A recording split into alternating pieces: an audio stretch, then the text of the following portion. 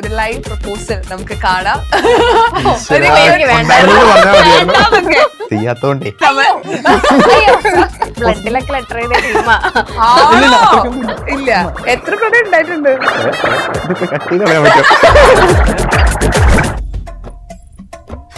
ഞാൻ ഇങ്ങനെ വിളിച്ചിരിക്കാം.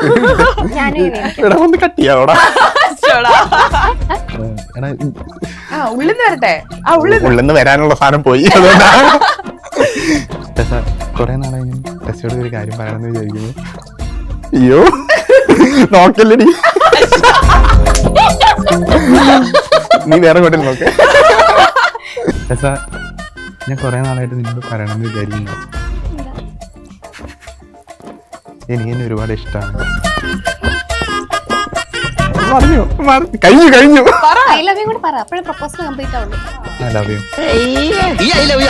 നമ്മളൊരു പാർട്ട്ണറെ ചൂസ് ചെയ്യുമ്പോൾ തന്നെ എങ്ങനെയുള്ള ഒരാളാന്ന് നോക്കിയിട്ടാണല്ലോ. ഒരു പരിധിക്കപ്പുറം നമുക്ക് അറിയത്തില്ല അവരെ, ഒരുമിച്ച് ജീവിച്ചു തുടങ്ങുമ്പോഴേ മനസ്സിലാവുള്ളൂ. പക്ഷെ ആ കാര്യത്തിൽ ഞാൻ ഭയങ്കര ലക്കിയാണ്. പ്രണയം, ഞാൻ എപ്പോഴും പ്രണയം ലവ് മാരേജ് ആണെങ്കിൽ എനിക്ക് അറിയേണ്ടത് എങ്ങനെ നിങ്ങൾ കണ്ടുമുട്ടി, എങ്ങനെയാണ് ആ പ്രണയം പറ്റില്ല. കൊറോണ ടൈം ആയിരുന്നു. ഞാൻ ആളെ അങ്ങനെ ക്ലാസ്സിൽ കണ്ടിട്ടൊന്നുമില്ല, എപ്പോഴും ക്ലാസ്സിൽ പുറത്തേക്ക്. അല്ല, ഞാൻ ക്ലാസ് കട്ട് ചെയ്യുന്നുള്ളൂ, അല്ലാതെ ഭയങ്കര ഇന്നസെന്റ് ആണ്. അതായത് എല്ലാ കാര്യവും ഞാൻ എന്ത് പറഞ്ഞാലും വിശ്വസിക്കും.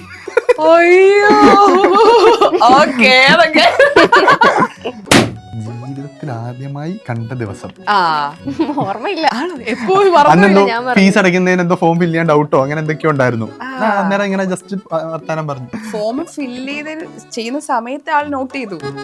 ശ്രദ്ധിക്കണോ, അന്നേ അത് നോട്ട് ചെയ്തു. ഇവിടെ അത്ര ശ്രദ്ധിച്ചില്ല. ശ്രദ്ധയിട്ട് അങ്ങോട്ട് ഇങ്ങോട്ട് നടന്നിട്ടൊക്കെ ഉണ്ടാവും. നന്നായിരിക്കും. നിന്നെ ജീവിതത്തിലെ ആദ്യത്തെ കള്ളം ഇഷ്ടമാന്ന് പറഞ്ഞൊന്നും പറയല്ലേ. മോഡലിംഗ് വേറെ, അഭിനയം വേറെ. അപ്പൊ എന്തായാലും എനിക്ക് അഭിനയിക്കാൻ അറിയില്ലെന്ന് ആദ്യം പറഞ്ഞോണ്ടിരുന്നു. മോഡലിംഗ് വേറെ, അഭിനയം വേറെ. അഭിനയൊന്നും അറിയില്ല എന്ന് പറഞ്ഞാൽ എത്ര ഗംഭീരമായിട്ട് അഭിനയിക്കുന്നത്. ഞാൻ കണ്ടോണ്ടിരിക്കുന്നല്ല അഭിനയിക്കുന്നത്. റിയൽ ലൈഫിൽ അഭിനയിക്കുന്നതുകൊണ്ട് മനസ്സിലാക്കാൻ പറ്റുന്നതൊക്കെ കുഴപ്പമില്ലായിരുന്നു. ഇൻട്രോവേർട്ട് ആയതുകൊണ്ട് എനിക്ക് പെട്ടെന്ന് എന്നെ അറിയില്ലാത്തവർ വന്ന് സംസാരിക്കുമ്പോൾ ഞാൻ പെട്ടെന്ന് പാനിക്കാവും. ഇപ്പൊ ആൾക്കാർ വരുമ്പോൾ നമുക്ക് സന്തോഷം, അയ്യോ നമ്മൾ അക്സെപ്റ്റ് ചെയ്യുന്നുണ്ട്, നമ്മുടെ സീരിയൽ കാണുന്നുണ്ട്. ഫസ്റ്റിൽ ഇതൊന്നും മനസ്സിലാവുന്നില്ല എനിക്ക്. എനിക്കറിയില്ല, ഞാൻ അറിയില്ലാത്ത കുറെ ആൾക്കാർ വരുന്നു, എന്നോട് മിണ്ടുന്നു. എനിക്ക് അങ്ങനെയായിരുന്നു. പിന്നെ കുറെ പേര് മലയാളി അല്ല എന്ന് വിചാരിക്കുന്നുണ്ട് എപ്പോഴും. നമ്മൾ ഇന്നലെ പോയപ്പോ മലയാളി അല്ലാന്ന് വിചാരിച്ചു. പച്ച മലയാളം പറയണം, മലയാളമേ അറിയുള്ളൂ. കാലം മാറി, ഇനി അങ്ങോട്ട് എൻട്രി മസ്റ്റാ. സ്കില്ലിൽ മുന്നിൽ നിൽക്കാൻ മുന്നിലുണ്ട് ഇൻ ഡിമാൻഡ് കോഴ്സുകൾ. Entry, download the app now. Onam special എപ്പിസോഡിൽ ഇന്ന് എൻ്റെ കൂടെ ജോയിൻ ചെയ്ത രണ്ട് സ്പെഷ്യൽ ഗസ്റ്റുകളാണ്. കാറ്റത്തെ കിളിക്കൂട് എന്ന സീരിയലിലൂടെ നമ്മുടെയൊക്കെ മനസ്സ് കീഴടക്കിയ ടെസ ആൻഡ് ടെസയുടെ സ്വന്തം ജോസഫ് ആണ് ഇന്ന് എൻ്റെ കൂടെ ജോയിൻ ചെയ്തത്. രണ്ടുപേർക്കും സ്വാഗതം. Thank you so much and happy Onam. Happy Onam. നിങ്ങളുടെ ആദ്യത്തെ ഇന്റർവ്യൂ അല്ലേ? എക്സ്ക്ലൂസീവ് ഇന്റർവ്യൂ ആണ് നമ്മൾ ഇന്ന് എടുക്കാൻ വേണ്ടി പോകുന്നത്.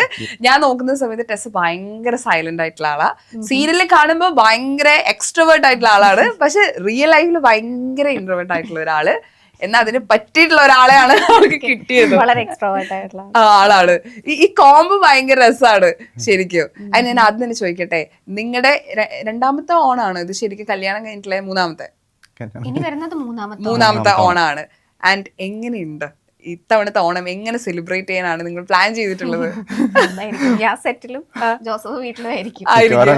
വലിയ സെലിബ്രേഷൻ ഒന്നും രണ്ടുപേരും രണ്ട് സ്ഥലത്തായിരിക്കും സെലിബ്രേഷൻ ഒക്കെ. കുഴപ്പമില്ല, 2 വർഷം നമുക്ക് നന്നായിട്ട് എൻജോയ് ചെയ്യാൻ പറ്റും. കഴിഞ്ഞ വർഷമൊക്കെ നന്നായിട്ട് എൻജോയ് ചെയ്തു.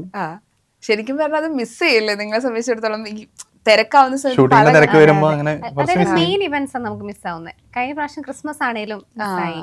അങ്ങനെ ആയിരിക്കും ഒരുമിച്ച് വരുന്ന എല്ലാരും ഫാമിലിയൊക്കെ ഒരുമിച്ച് വരുന്ന ഇവന്റ്സ് അങ്ങനെ മിസ് ആവുന്നുണ്ട്. അല്ലാത്തപ്പോ നമ്മൾ വിസിറ്റ് ഒക്കെ ചെയ്യും, പക്ഷെ ഇങ്ങനെയുള്ള മൊമെന്റ്സ് മിസ് ചെയ്യും. ഈ തിരക്കുകൾക്ക് മനസ്സിലാക്കി കൂടെ നിൽക്കുന്ന ഒരു പാർട്ട്ണറെ കിട്ടാന്ന് പറയുന്നത് ഭയങ്കര ലക്ക. അതായത് രണ്ടുപേരും രണ്ട് പ്രൊഫഷൻ ആണെന്ന് തോന്നുന്നു. ഞങ്ങൾക്ക് ആളെ കുറിച്ച് അറിയെങ്കിലും ആളെ കുറിച്ച് ഒരു ഐഡിയ ഇല്ല. സോ എല്ലാം ചോദിച്ചു മനസ്സിലാക്കണം. സോ ഞാൻ ചോദിക്കട്ടെ, അങ്ങനെ മനസ്സിലാക്കുന്ന ഒരു പാർട്ട്ണറെ കിട്ടിയില്ല എത്രത്തോളം ഹാപ്പിയാ? വളരെ ഹാപ്പിയാണ്. നമ്മളൊരു പാർട്ട്ണറെ ചൂസ് ചെയ്യുമ്പോൾ തന്നെ എങ്ങനെയുള്ള ഒരാളാന്ന് നോക്കിയിട്ടാണല്ലോ. പക്ഷെ പിന്നെ ശരിയാ, ഒരു പരിധിക്കപ്പുറം നമുക്ക് അറിയത്തില്ല അവരെ, ഒരുമിച്ച് ജീവിച്ചു തുടങ്ങുമ്പോഴേ മനസ്സിലാവുള്ളൂ. പക്ഷെ ആ കാര്യത്തിൽ ഞാൻ ഭയങ്കര ലക്കിയാണ്. രണ്ടുപേരും അങ്ങോട്ടും ഇങ്ങോട്ടും വളരെ സപ്പോർട്ടീവ് ആയിട്ടുള്ളവരാണെന്ന് ഞങ്ങൾ വിശ്വസിക്കുന്നു. അതുകൊണ്ട് തന്നെയാണ് ഞാൻ ഈ സീരിയലിൽ വരാൻ റീസണും ജോസഫാണ്. അപ്പൊ ഇവിടെ ഇപ്പൊ വന്നിരിക്കുന്നുണ്ടെങ്കിൽ അത് ജോസഫിന്റെ ഒരു താല്പര്യം കൊണ്ടും കൂടിയാണ്. ഞാൻ ചോദിക്കട്ടെ, എങ്ങനെ ശരിക്കും ഈ കാര്യത്തേക്കുള്ളിൽ എത്തണേ ശരിക്കും ടെസ? ഞാൻ ചെറുതായിട്ട് മോഡലിംഗ് ചെയ്യുന്നുണ്ടായിരുന്നു. അപ്പം അങ്ങനെ ഒരു ഓണം ഫോട്ടോഷൂട്ട് കണ്ടിട്ട് ഇതിന്റെ പ്രൊഡക്ഷൻ കൺട്രോളർ ജിതിൻ ചേട്ടനാണ് എന്നെ കോൺടാക്ട് ചെയ്തത്. അപ്പോൾ കോൺടാക്ട് ചെയ്യുന്ന ടൈമിലും എനിക്ക് അങ്ങനെ വലിയൊരു ഇൻട്രസ്റ്റ് ഇല്ലായിരുന്നു. കാരണം അഭിനയിക്കണം എന്ന് നമ്മളങ്ങനെ വിചാരിക്കുന്നില്ല ലൈഫിൽ. അതുപോലെ തന്നെ ഇതെന്ത് ചെയ്യും, പ്ലസ് ഇതിന് റെസ്പോണ്ട് ചെയ്ത് കഴിഞ്ഞാൽ ഇനി വിളിക്കും, പിന്നെ അതിൻ്റെ ഒരു പ്രൊസീജിയേഴ്സിനെ പറ്റി ഞാൻ ചിന്തിക്കാനില്ല. വേണ്ട അഭിനയം വേണ്ട, മോഡൽ ഫോട്ടോഷൂട്ട് അങ്ങനെയൊക്കെ ആയിരുന്നു താല്പര്യം. അങ്ങനെ വന്ന മെസ്സേജ് ആൾ കണ്ടിട്ട് എന്നോട് പറഞ്ഞു, ഒരു സാറ്റർഡേ സൺഡേ അല്ലേ നമുക്ക് പോയിട്ട് വരാമല്ലോ, ട്രിവാൻഡ്രം അല്ലേ എന്ന് പറഞ്ഞിട്ട് ആള് നിർബന്ധിച്ചിട്ടാണ് എന്നെ കൊണ്ട് കൊണ്ടുപോകുന്നത്. ആളാണ് ഈ ഐശ്വര്യത്തിനൊക്കെ കാരണം. ആദ്യം പറഞ്ഞുകൊണ്ടിരുന്നത് എനിക്ക് അഭിനയിക്കാൻ അറിയില്ല, ഞാൻ അഭിനയിക്കില്ലല്ലോ, പിന്നെ ഞാൻ ഇതിന് പോകേണ്ട ആവശ്യമില്ലല്ലോ എന്നാ. മോഡലിംഗ് വേറെ അഭിനയം വേറെ, അപ്പൊ എന്തായാലും എനിക്ക് അഭിനയിക്കാൻ അറിയില്ലെന്ന് ആദ്യം പറഞ്ഞുകൊണ്ടിരുന്നത്. മോഡലിംഗ് വേറെ അഭിനയം വേറെ. പക്ഷെ ഈ അഭിനയം ഒന്നും അറിയില്ല എന്ന് പറഞ്ഞാൽ എത്ര ഗംഭീരമായിട്ട് അഭിനയിക്കണേ. അത് ഞാൻ കണ്ടോണ്ടിരിക്കുന്നല്ല അഭിനയിക്കുന്നത്, റിയൽ ലൈഫിൽ കണ്ടോണ്ടിരിക്കുന്നതുകൊണ്ട് മനസ്സിലാക്കാൻ പറ്റുന്നതൊക്കെ കുഴപ്പമില്ലായിരുന്നു. അല്ല ഞാൻ ഇപ്പം റീൽസ് ഒക്കെ, ഇപ്പം മോഡലിംഗ് എന്ന് പറഞ്ഞാൽ റീൽസ് ഒക്കെ ഞാൻ എടുത്തു കൊടുക്കുന്നത്. അപ്പൊ എക്സ്പ്രഷൻസ് ഇടുന്നൊക്കെ കാണുമ്പോൾ മനസ്സിലാവുമല്ലോ, അത്യാവശ്യം എന്തെങ്കിലുമൊക്കെ പറഞ്ഞു കൊടുത്താൽ അതിനനുസരിച്ച് അഭിനയിക്കുമെന്ന്. ഈ സീരിയലൊക്കെ നമ്മൾ എപ്പിസോഡ് കാണുമല്ലോ നിങ്ങൾ ഒരുമിച്ചിട്ട്, അപ്പൊ പെർഫോമൻസ് കാണുമ്പോൾ ആളെ ഇങ്ങനെ പറയാ, ഇങ്ങനെ റിയാക്ഷൻ ഒക്കെ വരും. നമ്മള് ഇപ്പം ജോസഫ് കാണാറുണ്ടോന്ന് എനിക്കറിയില്ല. കാണാറുണ്ട്, പക്ഷെ ഞാൻ പെട്ടെന്ന് ഹോട്ട്സ്റ്റാറിലൊക്കെ ഒന്നിച്ചിരുന്ന് കാണുക. പക്ഷെ ബിഗിനിങ്ങിലൊക്കെ എല്ലാം കണ്ടിരുന്നിട്ട് നല്ലോണം ക്രിട്ടിസൈസ് എല്ലാം പറഞ്ഞു ഇത് ശരിയായില്ല, ഇതാണ് ശരിയായത്, നീ കുറച്ചുകൂടി അങ്ങനെ ചെയ്യും എല്ലാം എനിക്ക് പറഞ്ഞുതരും. അതെല്ലാരും പറഞ്ഞുതരും, ഫാമിലി മൊത്തം എല്ലാരും ഭയങ്കര സപ്പോർട്ടീവ്. ഈ സീരിയൽ അഭിനയം ഭയങ്കര ഡിഫറെന്റ് ആണെന്ന് കേട്ടിട്ടുണ്ട്, ആൾക്കാർ പറയാറുണ്ട്. കാരണം ഇത്രയും അധികം ലോങ് ഷൂട്ടായിരിക്കും, നിങ്ങൾ ഉറക്കുണ്ടാവില്ല. പക്ഷെ ആ ടീം, കാരണം സിനിമ പോലെയല്ല, നിങ്ങൾ ഡെയിലി കണ്ടുകൊണ്ടിരിക്കുക ആളുകളെ, അതേ ക്യാരക്ടറായിട്ട് ഒരുപാട് വർഷം കണ്ടുകൊണ്ടിരിക്കുക. അപ്പം ഫസ്റ്റത്തെ അഭിനയ എക്സ്പീരിയൻസ് ആണെങ്കിൽ എങ്ങനെ ഉണ്ടായിരുന്നു ടോട്ടൽ ക്രൂ? എന്നെ സംബന്ധിച്ച് എല്ലാം പുതിയതാണല്ലോ. അപ്പൊ എനിക്ക് ഇതിൽ ഇങ്ങനെയാണ്, അതിലിങ്ങനെയല്ല, ഒരു ശരി തെറ്റൊന്നും അറിയത്തില്ല. ഇങ്ങനെ പറയുന്നു, ഇങ്ങനെ ചെയ്യുന്നു, അതിൽ അതിനപ്പുറം ഒന്നും അറിയത്തില്ല. വരുന്ന ടെസ് ഇതാണ്, ടെസ്സിന് ഇത് ഇങ്ങനെയൊക്കെ ആട്ടോ ചെയ്യണ്ടേ, അങ്ങനെ അതും എനിക്ക് പറ്റുന്ന പോലെ മാക്സിമം ചെയ്യുന്നു. ആദ്യമൊക്കെ ഒരുപാട് തെറ്റിയിട്ടുണ്ടായിരുന്നു. ഫസ്റ്റ് ഒക്കെ ജോസഫ് വരുമായിരുന്നു ഫുൾ. പിന്നെ ഞാനൊന്ന് കംഫർട്ടബിൾ ആയി, എനിക്ക് അവിടെ എല്ലാവരുമായിട്ട് ക്രൂ ഒക്കെ ആയിട്ട് ഓക്കെ ആയി എന്ന് പറഞ്ഞപ്പോൾ തൊട്ടാണ് പുള്ളി ഇപ്പൊ വരാതിരിക്കുന്നത്. അത് എല്ലാ ദിവസവും വരുമായിരുന്നു, മൊത്തം വരുമായിരുന്നു. ആളുടെ ജോലി മാറ്റി വെച്ചിട്ട് എനിക്ക് വേണ്ടി വരുമായിരുന്നു. എന്താ ജോസഫ് ചെയ്യണ? എന്താ ശരി? ഞാൻ ബിസിനസ് ആണ്, ഒരു ടൂർ ഓപ്പറേഷൻ കമ്പനി ഉണ്ട്, ഹോളിഡേയ്സ്. എനിക്ക് ടൂറൊക്കെ പോണെങ്കിൽ കോണ്ടാക്ട് ചെയ്യാതൊക്കെ. ശരിക്കും മോഡലിംഗ് അല്ലാതെ എന്താ ശരിക്കും ഈ അഭിനയത്തിൽ വരുന്ന? ഞാൻ HR ആയിട്ട് വർക്ക് ചെയ്യായിരുന്നു. നമ്മുടെ എറണാകുളത്ത് ഇൻഫോ പാർക്കിൽ. ഇതൊക്കെ ഇപ്പൊ വിട്ട് കംപ്ലീറ്റ്ലി ഇപ്പൊ അഭിനയം ഇഷ്ടപ്പെട്ട് തുടങ്ങി. ആദ്യം ഒന്നും നമുക്ക് ഇത് ചെയ്യാൻ പറ്റുമോ ഇല്ലയോ എന്നൊക്കെ കൺഫ്യൂഷൻ ആണെങ്കിൽ ഇപ്പൊ എന്താ തോന്നണേ? ഇപ്പൊ എനിക്ക് ഭയങ്കര ഇഷ്ടമായി, രസമല്ലേ. മെയിൻലി പറയുകയാണെങ്കിൽ നമുക്ക് സ്ട്രെസ് ഇല്ല എന്നുള്ളതാണ്. എല്ലാവർക്കും അറിയാലോ, കോർപ്പറേറ്റിൽ വർക്ക് ചെയ്യുമ്പോൾ മേജർ ആയിട്ടുള്ള ഒരു സ്ട്രെസ്സാണ്. അതൊന്നുമില്ല, വളരെ റിലാക്സ് ആവുക, രാവിലെ വരാൻ നമ്മുടെ കാര്യങ്ങൾ എന്താണെന്ന് നോക്കുക, അത് അവിടെ കഴിഞ്ഞ് കട്ട് കഴിഞ്ഞാൽ കഴിഞ്ഞു. പിന്നെ നമ്മൾ തന്നെ ആയിട്ട് നമുക്ക് എൻജോയ് ചെയ്ത് നമുക്ക് ഇരിക്കാമല്ലോ. അതെ, മറ്റേത് അങ്ങനെയല്ലോ, തിരിച്ച് വീട്ടിൽ വന്നാലും നെക്സ്റ്റ് ഡേയിലേക്കുള്ള കാര്യങ്ങൾ ഷെഡ്യൂൾ ചെയ്ത് എല്ലാം നമ്മൾ അപ് ടു ഡേറ്റ് ആയിട്ട് എല്ലാം ചെയ്യണല്ലോ. അങ്ങനെയൊന്നും ഇല്ല. ഈ ഇപ്പം സെറ്റില് അഭിനയം കുറച്ചുകൂടി നന്നായിട്ട് ഇപ്പൊ ചെയ്തു തുടങ്ങിയല്ലോ. അപ്പൊ ആളുകള് ഈ ക്യാരക്ടർ, എനിക്ക് റിയൽ നെയിമിനെക്കാട്ട് നിധി എന്നാണ് ആളുകൾ കൂടുതൽ വിളിക്കണേ. എസാന്ന് പേര് എനിക്ക് അറിയോന്ന് പോലും ആളുകൾക്ക് അറിയില്ല. ആൻഡ് മാരീഡ് ആണെന്ന് പോലും പലർക്കും അറിയില്ല. ആൾക്കാർക്ക് കുറെ കൺഫ്യൂഷൻ ഉണ്ട്. പിന്നെ കുറെ പേര് മലയാളി അല്ല എന്ന് വിചാരിക്കുന്നുണ്ട് ഇപ്പോഴും. നമ്മൾ ഇന്നലെ ആരോ ചോദിച്ചു മലയാളി അല്ലാന്ന് വിചാരിച്ചു. പച്ച മലയാളം പറയണോ? മലയാളി കുട്ടി മലയാളമേ അറിയുള്ളൂ. ശരിക്കും നിങ്ങളുടെ നാട് എവിടെയാ ശരിക്കും? ഞാൻ കോഴിക്കോട്. കാസർഗോഡ്. ഈ കോഴിക്കോടുള്ള കാസർഗോഡുള്ള നിങ്ങൾ രണ്ടുപേരും എങ്ങനെ കണ്ടുമുട്ടി? ഞങ്ങൾ രണ്ടുപേരും ഒന്നിച്ച് പഠിച്ചതാ, ട്രിവാൻഡ്രം. ഓക്കെ, എന്താ MBA ഒന്നിച്ച് പഠിച്ചതാണ്? ലവ് മാരേജ് ആണ്? പ്രണയം, ഞാൻ എപ്പോഴും പ്രണയം ലവ് മാരേജ് ആണെങ്കിൽ എനിക്ക് അറിയേണ്ടത് എങ്ങനെ നിങ്ങൾ കണ്ടുമുട്ടി, എങ്ങനെയാണ് ആ പ്രണയം? പറ്റില്ല, കൊറോണ ടൈം ആയിരുന്നു. ഈ കൊറോണ സമയത്താണ്? ഓക്കെ. നമ്മുടെ ഫസ്റ്റ് ഇയർ സെക്കൻഡ് ഇയർ ഉണ്ടോ? ഫസ്റ്റ് ഇയറിൽ മൊത്തം നമ്മള് ഉണ്ടായിരുന്നു. അന്നേരം പ്രണയമൊന്നും ഇല്ല, ഫ്രണ്ട്ഷിപ്പ്. Same class room. ഞാൻ ആളെ അങ്ങനെ ക്ലാസ്സിൽ കണ്ടിട്ടൊന്നുമില്ല, എപ്പോഴും ക്ലാസ്സിന്റെ പുറത്തേക്ക്. അല്ല, ഞാൻ ക്ലാസ് കട്ട് ചെയ്യുന്നുള്ളൂ, അല്ലാതെ എങ്ങനെ ആളെ ശ്രദ്ധിച്ചേ? കാണാത്ത ജോസഫിനെ എങ്ങനെയാണ് കണ്ടുപിടിച്ചത്? ഞാൻ ജോസഫിനെ ആക്ച്വലി ഫസ്റ്റിലെ നോട്ടീസ് ചെയ്തായിരുന്നു. നമുക്ക് ആദ്യം വരുമ്പോൾ ഒരു ഗ്രൂമിങ് സെഷൻ പോലെ ഉണ്ടായിരുന്നു. ഓരോരോ ഗ്രൂപ്പായിട്ടൊക്കെ നമ്മൾ തിരിച്ചിട്ട് നമുക്കൊരു ആക്ടിവിറ്റി നമ്മളിങ്ങനെ മാറ്റിയിരുന്നു. അന്നേരം എൻ്റെ ഗ്രൂപ്പിൽ ഉണ്ടായിരുന്നായിരുന്നു ജോസഫ്. ഞാൻ നോക്കുമ്പോൾ ഭയങ്കര ആക്റ്റീവ്, ഇതുപോലെ റൗണ്ട് ആക്കിയിട്ട് ഇരുത്തിയിട്ട് എന്തൊരു കാര്യം കൊടുത്താലും ഭയങ്കര ആക്റ്റീവായിട്ട്. ഞാനൊക്കെ നേരെ ഓപ്പോസിറ്റ്. ഓക്കെ, ഞാനെല്ലാം ചിന്തിച്ച് വെച്ചിട്ട് എന്നോട് ക്വസ്റ്റ്യൻ ചോദിക്കുമ്പോൾ പറയുന്ന ടൈപ്പാണ്. ഇത് പുള്ളി എല്ലാം കൈപ്പിക്കാൻ ഞാൻ ചെയ്യാൻ അങ്ങനെ ഭയങ്കര. അപ്പം ഞാൻ ശ്രദ്ധിച്ചു. പിന്നെ ശ്രദ്ധിക്കുന്നത് എവിടെ കൊണ്ടിട്ടാലും ഇവന്റെ സൗണ്ട് ഭയങ്കരമായിട്ട് കേൾക്കാം. എല്ലാരും ഉള്ളിടത്ത് ഒരു വൈബൊക്കെ കൊടുക്കുന്നവരാണ്. ഞാൻ നേരെ ഓപ്പോസിറ്റ് ആയിട്ട് മേ ബി അതായിരിക്കും അട്രാക്റ്റഡ് ആവാനുള്ള റീസൺ. പിന്നെ മലക്കോട്ടിലെ ആൾക്കാർക്ക് ശബ്ദം കുറച്ച് കൂടുതലായിരിക്കും. അത് ഞാൻ ഇടയ്ക്ക് പറയാറുണ്ട്. കാറിലൊക്കെ പോകുമ്പോൾ ചെറിയ കാര്യമായിരിക്കും സംസാരിച്ച് ചെവി വേനെടുക്കുന്നു മെല്ലെ പറ. ഞാനല്ലേ കാറിൽ ഞാനല്ലേ കേൾക്കുന്നുള്ളൂ, ഇത്ര ഉറക്കെ പറയണ്ടല്ലോ. ഞങ്ങൾക്കത് പതുക്കെയാണ്. ഓക്കെ, അപ്പൊ നിങ്ങള് നോട്ടീസ് ചെയ്തു. ഈ നോട്ടീസ് ചെയ്യുന്നൊക്കെ ഇവിടെ അറിയായിരുന്നോ? എപ്പോഴായിരുന്നു അറിഞ്ഞത്? ആക്ച്വലി നേരെ തിരിച്ചായിരുന്നു. അധികം മിണ്ടാത്ത ആളായതുകൊണ്ട് ഞാൻ അധികം ശ്രദ്ധിച്ചിട്ടില്ലായിരുന്നു ആദ്യം. അത് കഴിഞ്ഞ് പിന്നെ കൊറോണയുടെ ഒക്കെ ടൈമില് ചാറ്റ് ചെയ്യുകയൊക്കെ ചെയ്യായിരുന്നു നന്നായിട്ട്. അപ്പൊ പിന്നെ നമ്മള് സംസാരിക്കും, അങ്ങനെ ചെയ്യുമ്പോൾ ഭയങ്കര വൈബായിരുന്നു. അതല്ല, നമ്മള് ലുഡോ കളിക്കുമായിരുന്നു ടീം എല്ലാവരും ക്ലാസ്സിലല്ല. അങ്ങനെയാണ് ജോസഫും ആ ടീമിൽ വന്ന് അങ്ങനെ നമ്മള് ചാറ്റ് ചെയ്ത് ഗ്രൂപ്പ് ക്രിയേറ്റ് ചെയ്യുക വരല്ലേ അങ്ങനെയൊക്കെ പറഞ്ഞു. അങ്ങനെ സംസാരിച്ച് കഴിയുമ്പോ ആ ഒരു നല്ല വൈബ് മാച്ച് ചെയ്യാൻ തുടങ്ങി. അപ്പൊ അങ്ങനെയാണ് പിന്നെ ഇഷ്ടപ്പെടാൻ തുടങ്ങി. ജോസഫാണ് എന്റെ അടുത്ത് പറഞ്ഞത്, ഞാൻ നിന്നെ നിർബന്ധിക്കൊന്നുമില്ല, കല്യാണം എന്നൊന്നും ഞാൻ പറയില്ല, നമുക്കൊന്ന് നോക്കാം, ഇത് മുന്നോട്ട് പോവാന്നുണ്ടെങ്കിൽ അങ്ങോട്ടേക്ക് ചിന്തിക്കാം. കാരണം ഇനി എന്തായാലും എല്ലാവർക്കും അറിയാം, പഠിച്ചു ഇനി ജോലി, പിന്നെ നമ്മൾ എന്തായാലും കല്യാണം കഴിക്കാന്നോ. അപ്പൊ പിന്നെ അറിയുന്ന ആൾക്കാരെ കല്യാണം കഴിക്കണം നല്ലതല്ലേ. അതാണ് ആൾ എന്റെ അടുത്ത് പറഞ്ഞത്. അപ്പൊ എനിക്കും തോന്നി ആ കറക്റ്റാ. അപ്പൊ നമ്മൾ 2 months ഞാൻ വീട്ടിൽ പറഞ്ഞു ഇങ്ങനെ ഉണ്ട് എന്നുള്ള പോലെ. എന്റെ വീട്ടിൽ അങ്ങനെ വലിയ പ്രശ്നമൊന്നുമില്ല. അതായത് നിങ്ങൾക്ക് വേണ്ട ആള് നിങ്ങള് നല്ല ആളാണ് കണ്ടുപിടിക്കുക, അത് ഓക്കെ എന്നുള്ള. ജോസഫിന്റെ വീട്ടിലും അങ്ങനെ തന്നെയായിരുന്നു. ഇത് ആര് ഫോണിലൂടെയാണ് പറഞ്ഞത്, നേരിട്ടാണോ പറഞ്ഞത്? അങ്ങനെ കറക്റ്റ് ആയിട്ട് നമ്മള് പ്രപ്പോസൽ ശരിക്കും പറഞ്ഞില്ലായിരുന്നു. വലിയ പ്രപ്പോസലൊക്കെ നമ്മള് കമ്മ്യൂണിക്കേറ്റ് ചെയ്ത് നോക്കി. ഒരു പോയിന്റിൽ എത്തുമ്പോൾ നമുക്ക് രണ്ടുപേർക്കും ഇത് വർക്ക് ആവുമെന്ന് നമുക്ക് തോന്നി. പിന്നെ അതെങ്ങനെയോ എങ്ങനെ അപ്രോച്ച് ചെയ്ത് ശരിക്കും ഒരു ഐഡിയ ഉണ്ടായിരുന്നു? ആളെന്തായാലും പറഞ്ഞു കഴിഞ്ഞൊരു ഇഷ്ടം തിരിച്ചുണ്ടാവും എന്ന്. എനിക്ക് ചെറിയൊരു ഉണ്ടായിരുന്നു, പക്ഷെ അന്നേരം പറയാൻ ചെറിയ ടെൻഷനായിരുന്നു. ഇനി അങ്ങനെ പറഞ്ഞു കഴിഞ്ഞിട്ട് പിന്നെ ഒരു ഫ്രണ്ട്ഷിപ്പ് ടെൻഷൻ ഉണ്ടായിരുന്നു. ഇതുകൊണ്ട് പലരും പ്രണയം അങ്ങനെ തുറന്നു പറയാത്ത റീസൺ ഇതാണ്. പക്ഷെ പറഞ്ഞു, നമുക്ക് ആളെ കിട്ടി. അപ്പൊ എത്ര വർഷം പ്രേമിച്ചു? 4 വർഷം പ്രേമിച്ചു. എന്നിട്ട് വീട്ടുകാർക്ക് ഓൾറെഡി അറിയായിരുന്നു, കല്യാണം കഴിഞ്ഞു. ഈ പ്രപ്പോസൽ സീൻ ഇല്ലാതെ വരുന്ന സമയത്ത് എനിക്കറിയാം നിങ്ങൾക്ക് പ്രപ്പോസൽ വേണമെന്നൊക്കെ ആഗ്രഹിച്ചിട്ടുണ്ടായിരുന്നു. ഒരു നല്ല പ്രപ്പോസൽ, ഫ്ലവർ ഒക്കെ തന്ന് റിംഗ് ഒക്കെ വെച്ച്. എനിക്ക് തോന്നുന്നു ആ ഏജിലൊക്കെ ആലോചിച്ചിട്ടുണ്ടാവും. നമ്മളൊരു കോളേജ് ടൈം ഒക്കെ ചിലപ്പോൾ നമ്മള് അങ്ങനെയൊക്കെ വിചാരിച്ചിട്ടുണ്ടാവും. ഇപ്പൊ മറന്നു, ഞാൻ അങ്ങനെ ആലോചിച്ചിട്ടുണ്ടായിരുന്നു ആ സമയത്ത്. അത് കഴിഞ്ഞിട്ട് പിന്നെ എന്താ വെച്ചാൽ ഇതെങ്ങനെയൊക്കെ ഒന്ന് വർക്ക്ഔട്ട് ആക്കി കല്യാണമൊക്കെ എത്തിക്കണം. ഫാമിലി പ്ലാൻസ് നടക്കണം. ഫാമിലി പ്ലാൻസ് മാത്രമല്ല, അതായത് ജോലി, കല്യാണം, അങ്ങനത്തെ ഒരു പിന്നെ അങ്ങനെ ഒരു ഇതിലേക്ക് പോയി. അന്നേരം പിന്നെ പ്രപ്പോസലിനേക്കാൾ ഇതൊക്കെയായിരുന്നു ഇമ്പോർട്ടന്റ്. കല്യാണമൊക്കെ നടത്തണം, ആ ഒരു സാധനമൊക്കെ ആയിരുന്നു പിന്നെ ഇമ്പോർട്ടന്റ് ആയത്. എന്നാ അതുകൊണ്ട് തന്നെ ഒരു ലൈവ് പ്രപ്പോസൽ നമുക്ക് കാണാം.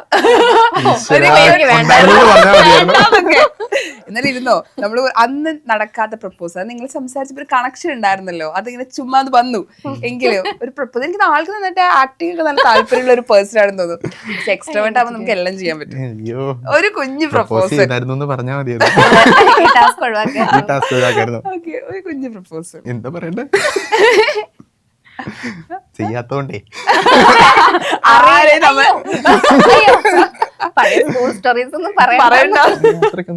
ഇല്ല.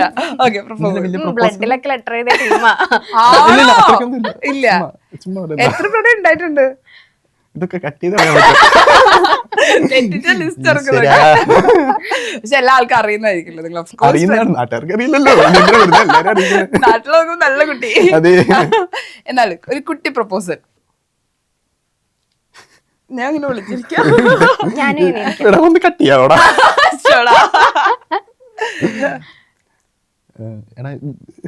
ഉള്ളിന്ന് വരട്ടെ. ഉള്ളിന്ന് വരാനുള്ള സാധനം പോയി. കൊറേ നാളെ ഞാൻ ടെസ്സിയോട് പറയണമെന്ന് വിചാരിക്കുന്നു. ഇഷ്ടമാണ് ടെസ. കൊറേ നാളെ ഞാൻ ടെസ്സിയോട് ഒരു കാര്യം പറയണമെന്ന് വിചാരിക്കുന്നു. അയ്യോ നോക്കല്ലടി, നീ വേറെ കോട്ടിൽ നോക്കേ.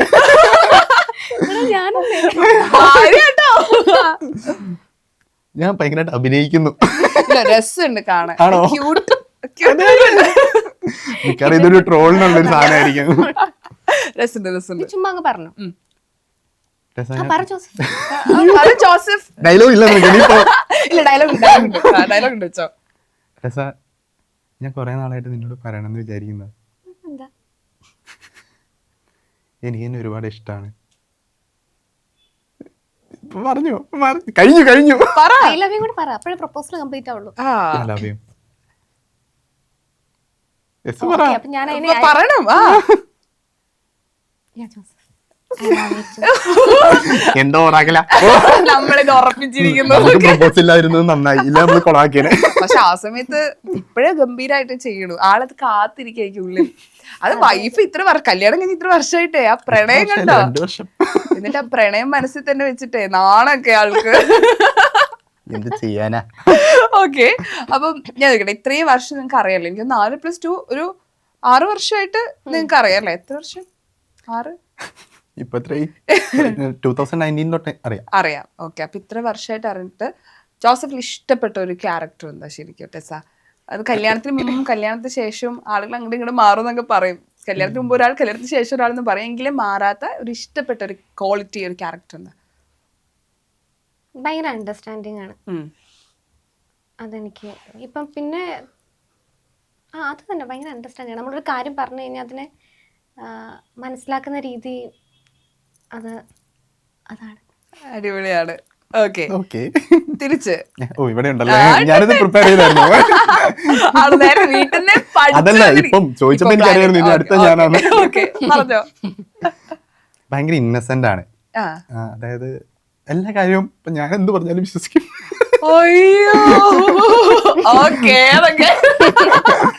ഭയങ്കര ഇന്നസെന്റ് ആ സ്വഭാവം. അതായത് ഒന്നും വലിയ കാര്യമായിട്ട് ഉള്ളിൽ എന്താണോ അത് പുറത്ത് കാണിക്കും.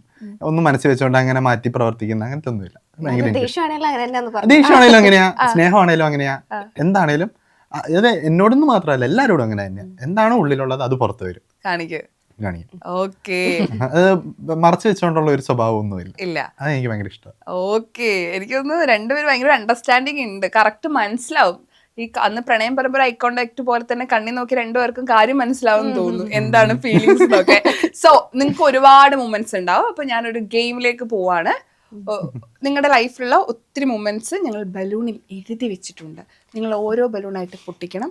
ഒരു പേപ്പർ കിട്ടും, അത് ആരാണ് കിട്ടിയത് വായിക്കണം. ആ മൊമെന്റ്സ് എന്താണോ തോന്നുന്നത് അതൊന്ന് പറയണം. Okay, done. എനിക്ക് വേറൊരു പ്രശ്നമുണ്ട്, എനിക്ക് ഓർമ്മക്കുറവുണ്ട്. ഇപ്പോഴേ എടുത്തേക്കാം. ടൈം വരാം. ഇപ്പൊ നമ്മുടെ പ്രോപ്പർട്ടി റെഡിയാണ്. കണ്ടോ, ലവ് പോലത്തെ ബലൂണാണ് നിങ്ങൾക്ക് പ്രണയം. ഓക്കെ, പൊട്ടിച്ചളയണം. ആദ്യം ആരാ ട്രൈ ചെയ്യണേ? ജോസഫ്. ഓക്കെ, പൊട്ടിച്ചു. ഓക്കെ, ജീവിതത്തിൽ ആദ്യമായി കണ്ട ദിവസം. ജീവിതത്തിൽ ആദ്യമായിട്ട് കണ്ട ദിവസം ഓർമ്മയില്ല. ഓർമ്മയുണ്ട്. ഏതായിരുന്നു?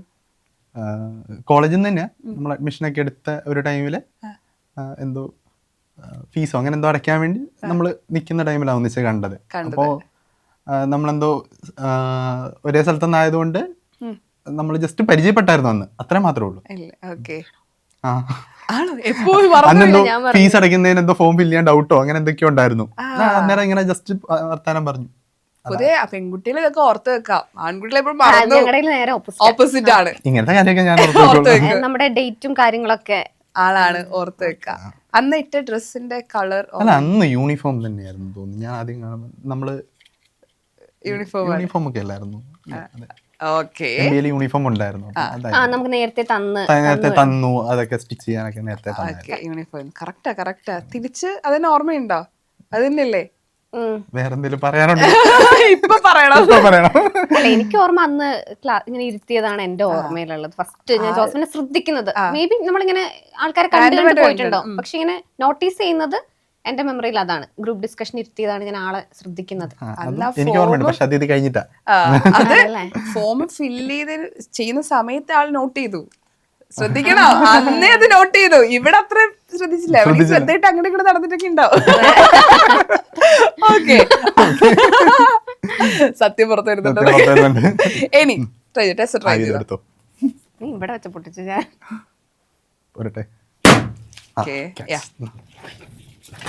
പിടിച്ചോ. രണ്ടുപേരുടെയും വീക്ക്നെസ് എന്താണ്? ആരോട് പറഞ്ഞു തുടങ്ങുന്നു നമ്മൾ? ആദ്യം സ്വന്തം പറഞ്ഞു. വീക്ക്നെസ് ഇല്ലല്ലോ. ശരിക്കും അങ്ങനെ ഒരു ഞാൻ വീക്ക്നെസ് ഉണ്ടോ? സ്ട്രോങ് അല്ലേ? ടെസ്റ്റിയുടെ വീക്ക്നെസ് എന്താ ശരിക്കും? അതായിരിക്കും അങ്ങോട്ട് ഇങ്ങോട്ട് ചോദിക്കാം. അത് വേണ്ട, സ്വന്തം പറഞ്ഞു. എന്നാ നീ എന്റെ പറ. ഇല്ല, ഫസ്റ്റ് നീ പറ. അല്ല, ഞാൻ ഒരു ഉത്തരം പറഞ്ഞ് മടുത്തു. പ്ലീസ്. ഭയങ്കര അണ്ടർസ്റ്റാൻഡിങ് എന്നൊക്കെ പറഞ്ഞിട്ട് സപ്പോർട്ട് ചെയ്യടാ. ഒന്ന് പറഞ്ഞോ. ആളൊരു ടൈം എടുത്ത് ആലോചിക്കട്ടെ. അതെ. ടെസ്റ്റിയുടെ ഒരു വീക്ക്നെസ് എന്താ? ഫാമിലിയാണ് കുറച്ചുകൂടെ. അതിപ്പം പേരൻസ് ആണേലും ഞാനാണേലും ഒക്കെ ഒരു വീക്ക് പോയിന്റ് ആണ്. അപ്പൊ എല്ലാരെയും അത്യാവശ്യം നന്നായിട്ട് കെയർ ചെയ്യും. അപ്പോ അതാണ് ഒരു വീക്ക് പോയിന്റ് എന്ന് പറയാനുള്ളത്. ഓക്കെ, അവർക്കാണ് ഭയങ്കര ഇമ്പോർട്ടന്റ് കൊടുക്കണം. ഫാമിലിയാണ് ഏറ്റവും ഇമ്പോർട്ടന്റ്. അത് എല്ലാ കാര്യത്തിലും അങ്ങനെ തന്നെയാണ്. ഫാമിലിയാണ് കുറച്ച് ഇമ്പോർട്ടന്റ്. സ്ട്രോങ് ലേഡി ആണെങ്കിൽ ഈ ഒരു കാര്യം ആകുമ്പോഴത്തേക്ക് ആള് കുറച്ച് വേറെന്ത് കാര്യം വന്നാലും ഇപ്പം നേരെ എന്റെ അടുത്ത് വരും. അങ്ങനെ ഒരു ഫാമിലി കണക്ഷൻ ഭയങ്കര കൂടുതലാണ്. ഫാമിലികളാണ്. ശരിയാണോ? പറഞ്ഞത് കറക്റ്റ് ആണോ? പറഞ്ഞത് കറക്റ്റ് ആണ്. ഓക്കെ, ഇനി ജോസഫിന്റെ. ഞാൻ തന്നെയായിരിക്കും തോന്നുന്നു. ഓ,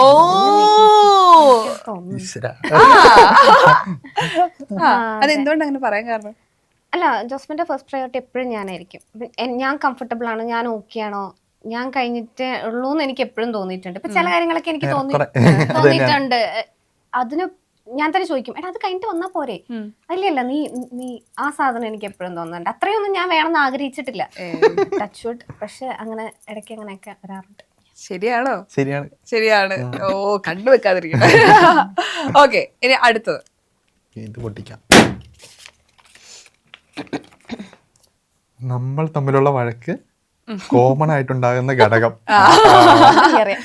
അതറിയാന്ന്. ഓക്കെ, നമ്മളുള്ള വഴക്ക് കോമൺ ആയിട്ട് അങ്ങനെ വലിയ വഴക്ക് ഈ ഒരു കാര്യത്തിലേക്ക് മെയിൻ ആയിട്ട് നിങ്ങളെ വഴക്കുണ്ടാവും ആക്കുന്നുണ്ടാവാം. ഞാൻ കൂടുതലായിട്ടും ചെറുതായിട്ട് ഇറിറ്റേറ്റ് ചെയ്യും. അങ്ങോട്ട് ചുമ്മാ പോയി ഒന്ന് ചൊറിയും. അല്ല, അതിനേക്കാളും കൂടുതൽ എനിക്ക് തോന്നുന്നു ഞങ്ങൾ തമ്മില് വഴക്കിനേക്കാൾ അഭിപ്രായ വ്യത്യാസങ്ങളിലൂടെയാണ് വഴക്കുണ്ടാവുന്നത്. അതാണ് എപ്പോഴും ഉണ്ടാവുന്നത് അല്ലേ? അത് പിന്നെ വലിയൊരു വഴക്കായിട്ടൊന്നുമില്ല. പക്ഷെ ഈ ചൊറിയപ്പോ ഉണ്ടാവുന്ന വെറുതെ ആവശ്യമായി അറിയാം ഞാൻ ഇറിറ്റേറ്റഡ് ആവുമെന്ന്. അപ്പൊ ഇറിറ്റേറ്റ് ചെയ്യാൻ വേണ്ടി ചുമ്മാ അപ്പൊ ഞാൻ നല്ലൊരു മൂഡല്ലേ, നീ എന്തിനാ സ്പോയിൽ ചെയ്യണേ? ആൾക്കൊരു മനസ്സുഖം. ഒന്നാമത് ഇവിടെ ആള് സൈലന്റ്, ഇവിടെ കുറച്ച് വയലന്റ് ആയതുകൊണ്ട് ഞാൻ ഭയങ്കര വലിയ സീരിയസ് ആയിട്ട് കാര്യം പറയായിരിക്കും. ഞാൻ ചുമ്മാ അതിന്റെ ഇടയ്ക്ക് എന്തെങ്കിലും ഒരു കൗണ്ടർ പറയും. അതങ്ങോട്ട് അപ്പൊ തിരിച്ചങ്ങനെ വഴക്ക് തുടങ്ങും. സിബ്ലിങ്സ് ആരെങ്കിലും ഉണ്ടോ? അനിയത്തിയുണ്ട്. വെറുതെ അല്ല, മിസ് ചെയ്യുന്നുണ്ട്. ഇല്ല, ഞങ്ങള് 3 പെൺകുട്ടികളാ. അപ്പൊ എനിക്ക് ഒരു ബ്രദർ അങ്ങനെ ഒന്നും ഇല്ലാത്തോണ്ട് എനിക്ക് ഈ സംഭവം ഭയങ്കര മിസ്സിംഗ്. ശരി, നമുക്ക് കേട്ടോണ്ട് വെക്കും. അപ്പൊ ഞാൻ ചോദിക്കുന്നത് നിനക്ക് ദേഷ്യം വരുന്നില്ല, ഇറിറ്റേറ്റഡ് ആവണില്ലേ? ഇത് ഞാൻ ചെറുപ്പം തൊട്ടേ കാണുന്നില്ലേ? ശീലത്തോണ്ട് ഞാൻ പെട്ടെന്ന് ട്രിഗർ ആവും. ഇവരുടെ കുറച്ചുകൂടെ ഫോർമൽ കമ്മ്യൂണിക്കേഷൻ ആണ്. ഇങ്ങനത്തെ കൗണ്ടർ ഒന്നും പെട്ടെന്നുള്ള കൗണ്ടർ ഒന്നും ഇല്ല. തമാശ പറയും, അങ്ങനെ അല്ലാതെ ഇത് സീരിയസ് ആണെങ്കിൽ ഇവര് സീരിയസ് ആ, നമ്മള് പക്ഷെ സീരിയസ് ആണെങ്കിലും കുറച്ച് കോമഡിയാ. പക്ഷെ വീട്ടിൽ വരുമ്പോഴത്തേക്കും ഒരു അനക്കം വന്നിട്ടുണ്ടാവുമല്ലോ. മൊത്തത്തിൽ അനക്കം ഉണ്ടാവുക ഒരു നമ്മുടെ അവിടുത്തെ ഒരു ശീലമേ മാറ്റി കൊടുത്തിട്ടുണ്ട്. ഓക്കെ, അടുത്ത് നേരെ ഇരിക്കണല്ലോ. എന്നാ പറഞ്ഞു.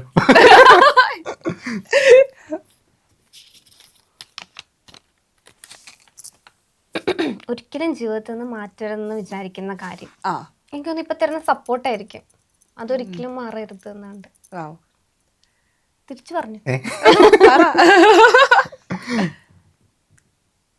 ശരിക്കും ഇന്നസെൻസ് ഞാൻ ആദ്യം പറഞ്ഞില്ലേ, അതൊരിക്കലും മാറരുതെന്ന് എനിക്കുണ്ട്. എപ്പോഴും ആ ഒരു ഇന്നസെൻസ് കീപ്പ് ചെയ്യണമെന്ന്. പറ്റിക്കാൻ എളുപ്പമാണല്ലോ, പറ്റിക്കാലോ, അതുകൊണ്ടത് പക്ഷെ അതല്ലേ കൊറേ നമ്മളെ ആൾക്കാർ മാറുന്നു. ചില സിറ്റുവേഷൻ വരുമ്പോ എപ്പോഴും അത് മിസ് ആവാറുണ്ട്. കൊറേ കഴിഞ്ഞാലും അയ്യോ പണ്ട് നമ്മൾ ഇങ്ങനെ ആയിരുന്നല്ലോ എന്ന് തോന്നിപ്പോവും. ശരിക്കും അത് പണ്ട് പറയായിരുന്നു, കല്യാണം കഴിയുമ്പോൾ ഭയങ്കരമായിട്ട് മാറും, ഭയങ്കരമായിട്ട് ചേഞ്ച് ആവും. ഞാൻ പറയുന്നു, ഞാൻ കുറച്ച് മെച്ചുവർ ആയിട്ട് കാര്യങ്ങൾ സംസാരിക്കായിരുന്നു എപ്പോഴും. ഇപ്പൊ കാണുന്ന പോലെ ഒന്നല്ല, ഇപ്പൊ പ്രേമിക്കുന്ന പോലെ ഒന്നല്ല, നമുക്ക് ജീവിതത്തിൽ റെസ്പോൺസിബിലിറ്റീസ് വരും. അപ്പൊ ഈ കാണുന്ന പോലെ ഒന്നല്ല, നമ്മൾ ബുദ്ധിമുട്ടാവും എന്നൊക്കെ ഞാൻ അന്നേ ഇങ്ങനെ പറയുമായിരുന്നു എല്ലാ കാര്യങ്ങളും. ഒന്നും പുള്ളി അക്സെപ്റ്റ് ചെയ്യില്ല, അതൊന്നും ഇല്ല വിചാരിക്കുന്ന പോലെ നമ്മൾ ഇപ്പോഴെങ്ങനെയാണോ അതുപോലെ ആ കാര്യങ്ങൾ ഹാൻഡിൽ ചെയ്യും. പക്ഷെ അത് കേട്ടോ കറക്റ്റാ, ആളതിനെ കുറെ അങ്ങനെ തന്നെയാണ് കൊണ്ടുപോകുന്നത്. ഈവൻ നമുക്ക് റെസ്പോൺസിബിലിറ്റി കാര്യങ്ങൾ ഉണ്ടെങ്കിലും സ്മൂത്ത് ആയിട്ട് എങ്ങനെ കൊണ്ടുപോകണം എന്നുള്ളതാണ്. പ്രോമിസ് പാലിച്ചു അല്ലേ? പ്രോമിസ് ഒന്നും അല്ലായിരുന്നു, നമ്മുടെ ആഗ്രഹമായിരുന്നു. ചില പൊതുവെ കല്യാണത്തിലേക്ക് വരുമ്പോൾ നമുക്ക് ഗേൾസ് ഒരുപാട് ടെൻഷൻ, ആൺകുട്ടികൾക്ക് ഉണ്ട് കേട്ടോ. പക്ഷെ വേറൊരു വീട് നമ്മുടെ എങ്ങനെയായിരിക്കും, നമ്മുടെ ഇതുപോലെ തന്നെ ടെൻഷൻ പരിപാടി ഉണ്ട്. ചുറ്റും നടക്കുന്നതൊക്കെ കേൾക്കുമ്പോ ആ ഒരു ടെൻഷൻ എന്തായാലും ഉണ്ടാവും. നമ്മള് പ്രേമിക്കുമ്പോഴാണ് നമ്മളൊരു പകുതിയല്ല ആളെ അറിയുന്നുള്ളൂ. ഒരുമിച്ച് ജീവിക്കുമ്പോഴാണ് എത്രയോ കാര്യങ്ങൾ അറിയാത്തതുണ്ടെന്നുള്ളത് പോലെ മനസ്സിലാവുക. ചില സിമ്പിളായിട്ട് പറയുകയാണെങ്കിൽ ചില കാര്യങ്ങൾ ഇപ്പൊ ഒരു കപ്പ് അവിടെ വെച്ചാൽ അത് ഇരിക്കേണ്ടടുത്ത് വെച്ചില്ലെങ്കിൽ എനിക്ക് ഇറിറ്റേറ്റഡ് ആവും ഇവൻ അറിയില്ലല്ലോ. നമ്മൾ ഒരുമിച്ച് ജീവിക്കുമ്പോഴല്ലേ ഇങ്ങനത്തെ കാര്യങ്ങളൊക്കെ അറിയുള്ളൂ. ഞാനൊരു സിമ്പിൾ എക്സാമ്പിൾ പറഞ്ഞു ആവും നല്ല ഉദ്ദേശം, പക്ഷെ അത്രയും ചെറിയ കാര്യങ്ങൾ വരെ നമ്മള് ആ ടൈമിൽ അറിയില്ല, ജീവിക്കുമ്പോഴേ അറിയുള്ളൂ. ഇതൊക്കെ ഞാൻ അവനോട് പറയുമായിരുന്നു, നമ്മള് കുറെ കാര്യങ്ങൾ മാറും, ഇതുപോലെ ഒന്നും ആയിരിക്കില്ല. പക്ഷെ ഒന്നും ഇതുവരെ വന്നിട്ടില്ല. ഇതുപോലെ ചില്ലായിട്ട് പണ്ടത്തെ കോളേജ് ഡേ ആ ദിവസം പരിപാടി പോലെ തന്നെയാ നിങ്ങള് ചില്ലാണ്. അങ്ങനെയൊക്കെ പോയാ. ഇനി അടുത്തത് ചേട്ടൻ.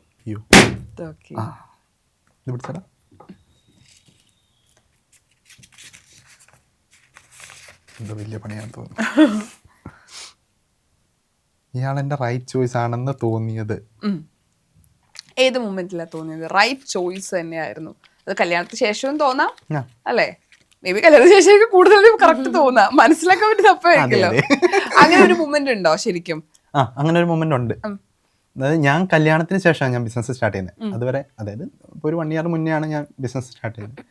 അപ്പോൾ എനിക്ക് പണ്ടേ ഉണ്ടായിരുന്നു ബിസിനസ് ചെയ്യണം, അങ്ങനത്തെ പാഷൻ ഉണ്ടായിരുന്നു. അപ്പോൾ വർക്ക് ചെയ്ത് അപ്പം വർക്ക് എനിക്ക് ഭയങ്കര സ്ട്രെസ്ഫുൾ ആയിരുന്നു. അത് കഴിഞ്ഞ് ഞാൻ കുറേ പറഞ്ഞ് ഞാൻ ഇങ്ങനെ ബിസിനസ് തുടങ്ങാൻ ജോസഫ് സാറ്റിസ്ഫൈഡ് അല്ലായിരുന്നു. അപ്പൊ എന്നും വീട്ടിൽ വന്നിട്ട് പുള്ളി പറയുന്നത് അങ്ങനെയാ, ഞാൻ അത്ര ഓക്കെ അല്ല, ഇത് ഞാൻ സ്വന്തമായിട്ട് ചെയ്യേണ്ട കാര്യമുള്ളൂ, എനിക്ക് സ്വന്തമായി ചെയ്താൽ കുറച്ചും കൂടി ഞാൻ ഹാപ്പി ആയിരിക്കും എന്നുള്ളത്. അത് ആൾ ഇടയ്ക്കിടയ്ക്ക് ഇങ്ങനെ പറയുന്നു. അപ്പോ ബിസിനസ് നീ സ്റ്റാർട്ട് ചെയ്തോ, അപ്പം അന്നേരം ആക്ട് ചെയ്യുന്നൊന്നുമില്ല. അപ്പം ഇവള് വർക്ക് ചെയ്യുക, എന്തെങ്കിലും ഉണ്ടെങ്കിൽ ഞാൻ സപ്പോർട്ട് ചെയ്തോളാം, നീ സ്റ്റാർട്ട് ചെയ്യ്, സ്വന്തമായിട്ട് ചെയ്യ് എന്ന് പറഞ്ഞിട്ട് ആ ഒരു കോൺഫിഡൻസ് അന്നേരം തന്നത്. ശരി, അങ്ങനെ ഒരു സപ്പോർട്ടാണ് നമ്മുടെ ലൈഫിൽ വേണ്ടത് അല്ലെ? പാർട്ണറിൽ നിന്ന് വേണ്ടതും അത് തന്നെയാണ് ശരിക്കും. അല്ലെങ്കിൽ ജോലി ഇല്ലെങ്കിലും കുഴപ്പമില്ല, ഞാൻ നോക്കാം എന്ന് പറയുന്നത്. അതെ, അത്രയും ഒരു സപ്പോർട്ട് കിട്ടിയോണ്ടാണ് ഞാനാണെങ്കിലും അത് പിന്നെ സ്റ്റാർട്ട് ചെയ്യുന്നതും. അല്ലെ എനിക്കത് മുന്നോട്ട് കൊണ്ടുപോകാൻ പറ്റില്ലല്ലോ. രണ്ടുപേരെ ഇപ്പൊ പറഞ്ഞ പോലെ ഫാമിലി ആകുമ്പോൾ റെസ്പോൺസിബിലിറ്റീസ് ഉണ്ട്, എല്ലാം നടക്കണമല്ലോ.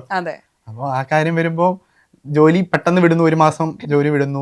കല്യാണം കഴിഞ്ഞ് 1 year കഴിഞ്ഞതേ ഉണ്ടായിരുന്നുള്ളൂ. ഒരുപാട് ഭയങ്കര സ്റ്റേബിൾ ആയി നിൽക്കുന്ന സമയത്ത് തുടങ്ങിയതൊന്നും അല്ല, എല്ലാം ഒന്നേന്ന് തുടങ്ങിയ സാധനങ്ങളാണ്. എനിക്ക് അത് പരസ്പരം അങ്ങോട്ടും ഇങ്ങോട്ടും ഉണ്ടായിരുന്നു അല്ലേ? കല്യാണത്തിന് ശേഷമാണല്ലോ കറക്റ്റ് നിങ്ങളുടെ കരിയറിലായാലും ഒരു ഗ്രോത്ത് പരിപാടി വരുന്നത്. ഓക്കെ, അങ്ങനെ തോന്നിയത് ഇപ്പൊ ആള് പറഞ്ഞു റൈറ്റ് ചോയ്സ് വരാനുള്ള ഒരു റീസൺ, ഒരു മൊമെന്റ് അതായിരുന്നു. തിരിച്ച് സെയിം തന്നെ ഞാൻ ആദ്യം പറഞ്ഞത്. അല്ല, നമുക്ക് നമ്മുടെ ലൈഫിൽ ഡിഫിക്കൽട്ടീസ് വരുമ്പോഴാണ് കറക്റ്റ് ആയിട്ടുള്ള ആളാണോ നമുക്ക് മനസ്സിലാവുള്ളൂ. അതെ, ഞങ്ങൾക്ക് ഈ പറഞ്ഞ പോലെ തുടങ്ങിയപ്പോൾ ഞങ്ങൾ ഒന്നുമില്ലാതെ ഞങ്ങൾ രണ്ടുപേരും തുടങ്ങിയ ഒരു ഫാമിലിയാണ്. ഇപ്പൊ എത്തി നിൽക്കുന്നുണ്ടെങ്കിൽ അത് ഫ്രം ദ ബിഗിനിങ് ഞങ്ങൾ അങ്ങനെ തുടങ്ങിയതാണ്. അന്ന് ജോസഫാണ് എന്നെ സപ്പോർട്ട് ചെയ്തത്. ഇതിപ്പോ നീ ഒരു ദിവസമല്ലേ കണ്ടുള്ളൂ, 3 ദിവസമാണ് പൈലറ്റ് ഷൂട്ട്, നെക്സ്റ്റ് ഡേ നോക്ക്, നെക്സ്റ്റ് ഡേ ഇങ്ങനെയാണ്, നീ വേണ്ട നിർത്തിക്കോ, നമുക്ക് തിരിച്ചു പോകാന്ന് പറഞ്ഞു. പക്ഷെ നെക്സ്റ്റ് ഡേ കുറച്ചുകൂടി ഈസി ആയിരുന്നു. അങ്ങനെ എല്ലാ കാര്യത്തിനും ഈ അങ്ങോട്ടും ഇങ്ങോട്ടും ഉള്ളൊരു ഇതുണ്ടല്ലോ, കൂടെ നിൽക്കുന്നത്, എല്ലാം ചെയ്തു തരുന്നത്, അതൊക്കെയാണ്. തുടങ്ങിയതിനു ശേഷം വന്നൊരു ചേഞ്ച് എന്താ ശരിക്കും, ഒരു മാറ്റം എന്താ തോന്നുന്നത്?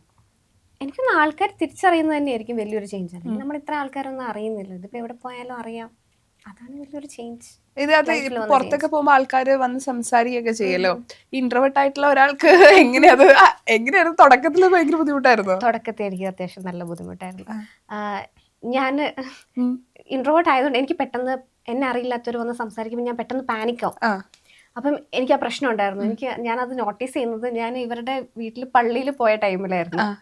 അന്നേരം മദറിലോ എൻ്റെ അടുത്ത് പറഞ്ഞു തന്നു, ഞാൻ പാനിക് ആവുന്ന കണ്ടു തോന്നുന്നു. അത് കേട്ടെ മോൾ ഇങ്ങനെ സ്ട്രെസ് ആവണ്ട, അവര് ഇഷ്ടം കൊണ്ട് വന്ന് മിണ്ടുന്നല്ലേ, അപ്പം കുറച്ച് സെറ്റ് ഓഫ് സാധനങ്ങൾ പഠിച്ചു വെക്ക്, എന്നിട്ട് അത് അവരോട് പറയാന്ന് പറഞ്ഞു. അത് വരുമ്പോഴത്തേക്കും നമ്മൾ സുഖാണോ എന്നുള്ള കാര്യങ്ങളൊക്കെ അത് ഓട്ടോമാറ്റിക്കലി വരും. ഇപ്പൊ ആൾക്കാർ വരുമ്പോ നമുക്ക് സന്തോഷം, അയ്യോ നമ്മൾ അക്സെപ്റ്റ് ചെയ്യുന്നുണ്ട്, നമ്മുടെ സീരിയൽ കാണുന്നുണ്ട്. ഫസ്റ്റിൽ ഇതൊന്നും മനസ്സിലാവുന്നില്ല എനിക്ക് ഞാൻ അറിയില്ലാത്ത കുറെ ആൾക്കാർ വരുന്നു, എന്നോട് മിണ്ടുന്നു, എനിക്ക് അങ്ങനെയായിരുന്നു. ഇനി ഇതൊക്കെ ഇഷ്ടമുള്ളവരുണ്ട്, എനിക്കത് മനസ്സിലാവും. നമ്മുടെ കൂടെയുള്ള ആർട്ടിസ്റ്റുകളുടെ സംസാരിക്കുമ്പോൾ, അതായത് ആർട്ടിസ്റ്റ് ആവാൻ ആഗ്രഹിച്ച് വരുന്നവർ ഇതൊക്കെയാണ് ഡ്രീം ചെയ്യുന്നത്. അപ്പൊ നമ്മൾ അങ്ങനെ അല്ലാതെ വരുമ്പോൾ നമുക്ക് ഈ ഗോ ത്രൂ ചെയ്യുമ്പോൾ പെട്ടെന്ന് ഒന്ന് പാനിക്കാവും. പെട്ടെന്ന് ആൾക്കാർ വരുന്നു, ഫോട്ടോ എടുക്കാൻ പറയുമ്പോഴത്തേക്കും അൺകംഫർട്ടബിൾ ആവുന്ന കുറെ സിറ്റുവേഷൻസ് ഉണ്ട്. പക്ഷെ ഇപ്പൊ ഞാൻ എല്ലാം എൻജോയ് ചെയ്യും, ഹാപ്പിയാണ്. നിധിനെ ഇവർക്കൊക്കെ ഇഷ്ടമാണല്ലോ, എന്നും കാണുവാണല്ലോ, ഇപ്പൊ ഹാപ്പി. ഇത് കാണുമ്പോ ആൾക്ക് ഭയങ്കര സന്തോഷം അല്ലേ? ഭയങ്കര ഇഷ്ടമാണ് ആൾക്കാർ വന്ന് സംസാരിക്കുന്നത്. ഓക്കെ, ഇപ്പൊ മാറി നിന്ന് അവിടെ നിന്ന് എൻജോയ് ചെയ്യും. ഇടയ്ക്ക് ഫോട്ടോ ഒക്കെ എടുക്കുക, എന്റെ ആൾക്കാർ വന്ന് മിണ്ടുന്ന കാണുമ്പോ. അപ്പൊ എനിക്ക് അവിടെ നിന്ന് കൊയ്യോടാ കാണുവാണല്ലോ. ഓക്കെ, എനിക്ക് നമ്മൾ സ്ഥിരം കണ്ടിട്ടുള്ള സീരിയലിൽ നിന്നൊക്കെ ഭയങ്കര ഡിഫറെന്റ് പാറ്റേൺ ആയിട്ടുള്ള ഒരു സീരിയലാണ് ഇത്. സ്ഥിരമായിട്ട് അമ്മായിമ്മ പോരോ പരിപാടിയൊന്നും കാണാതെ ഭയങ്കരമായിട്ട് ആളുകൾക്ക് കണക്ട് ആവുന്ന രീതിയിലുള്ള ഒരു നല്ലൊരു സീരിയലാ. അതുകൊണ്ട് തന്നെ അതിലെല്ലാവരെയും ആളുകൾക്ക് ഭയങ്കര ഇഷ്ടാവുന്നുണ്ട്. അത് നിങ്ങളുടെ ആ ഒരു കോംബോ വർക്ക് ആവുന്നുണ്ട്, സുധീഷ് നിധി കോംബോ. സോ അതിന് ചുറ്റുള്ള നിങ്ങളുടെ ടീമിന്റെ ഒരു കുറിച്ച് പറയൂ, കൂടെ വർക്ക് ചെയ്യണേ.